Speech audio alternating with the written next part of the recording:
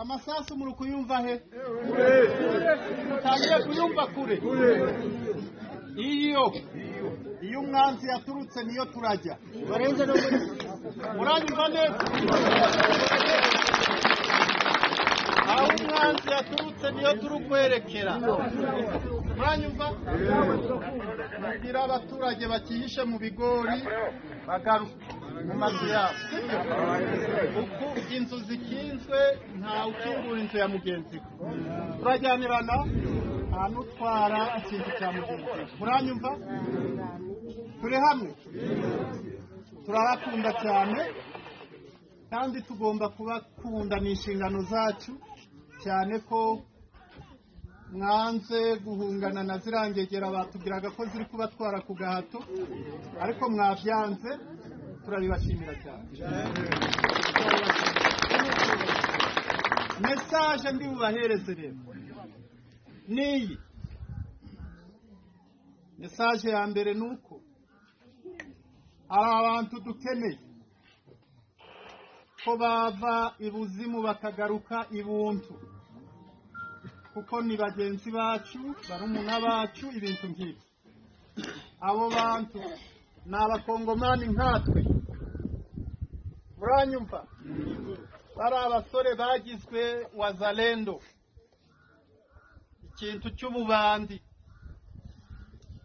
b'abakongomani ni abana banyu barumuna banyu sibyo mubahe message ko bava mu ishyamba ritazaba Kenya baze tuzabakira twiteguye kugira uteye kubakira babanyuriraho nk'ababyeyi mukabatugeza sibyo rwose nta kibazo dufitanye nabo tuzabakira rumvikana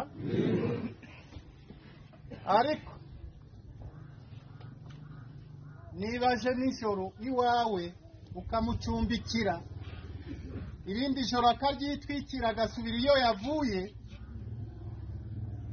igihe azaza nanone nijoro abashinzwe umutekano bakahahurira ikizavamo muracyumva icyo bizabyara murabyumva bisobanuye ngo uwo mwana nazi wawe n'uwawe ntakuzamwirukana uzamuhendahenda umubyeyi ati ziriya ngabo za M23 ni abana beza ngwino nkujyane nta n'icyo bagutwara natugeraho tuzamuhitishamo sibyo ukeneye tukwigisha igisirikare cy'icyacu niyemera tuzakimwigisha sibyo muranyumva neza navuga ati ararushye ashaka kuruhuka nanone tuzamusubiza mu maboko y'abayobozi ahangaha sibyo bamwigishe bazi uburyo bazamwigisha gufata isuka gucuruza n'ibindi bamukuremo uriya mwanda uri mu mutwe w'ubujura nibabona ko yabaye umuntu muzima bazamusubiza muri sosiyete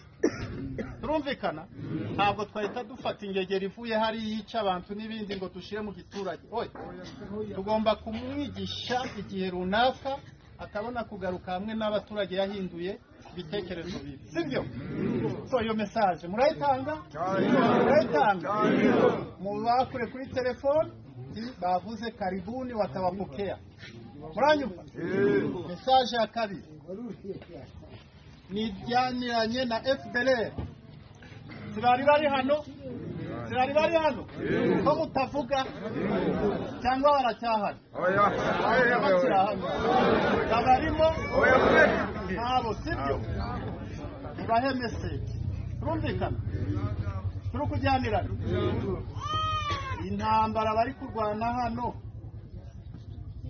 bambuke bagiye wabo mu Rwanda sibyo turumvikana FDLR muwaelezeye wavuke warudi wapi Rwanda wao sio wa Kongomani nta nubwo mwemerewe no kubacumbikira muranyumva neza uzamucumbikira azabage yifashe muranyumva icyo nous n'avons rien à négocier avec ni X ni Y muranyumva icyo mbabwiye twakumva tukagerageza kwihangana n'abana bashutswe na leta ya Kinshasa barabashuka babashiramo ibintu bipfuye mu mitwe yabo, babica mu mitwe.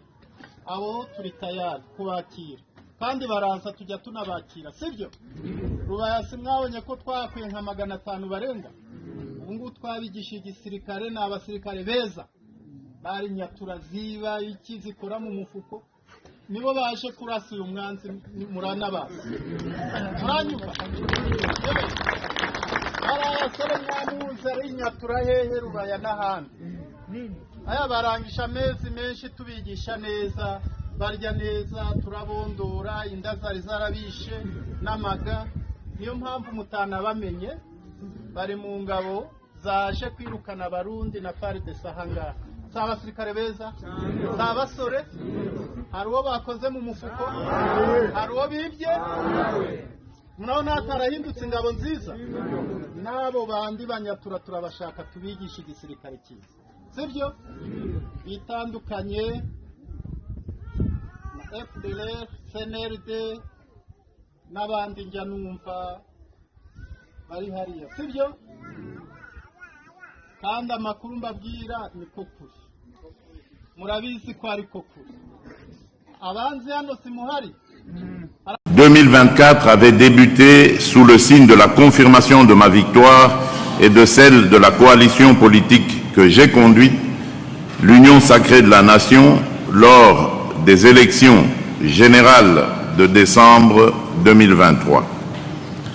Ce scrutin libre et transparent a permis au peuple congolais d'exprimer dans toute sa souveraineté sa confiance renouvelée en notre vision et notre projet de société. Cette confiance, je la considère comme un appel à ancrer durablement la justice, la paix et le développement au cœur de notre gouvernance.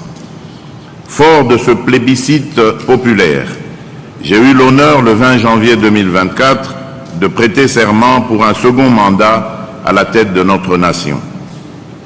Ce moment chargé de sens témoignait de la vitalité démocratique de notre pays, où la légitimité du pouvoir réside dans les urnes et où la séparation des pouvoirs entre les institutions garantit un équilibre indispensable à la gestion de la chose publique. En République démocratique du Congo, nous avons fait le choix irréversible de bannir la dictature et de construire une démocratie véritablement inclusive. Contrairement à d'autres pays où les élections s'apparentent à des répétitions d'un scénario préécrit, avec des adversaires soigneusement choisis d'avance pour garantir un résultat inchangé, le processus électoral congolais est un espace ouvert où chaque voix compte, où chaque citoyen peut concourir et où l'opposition a sa place.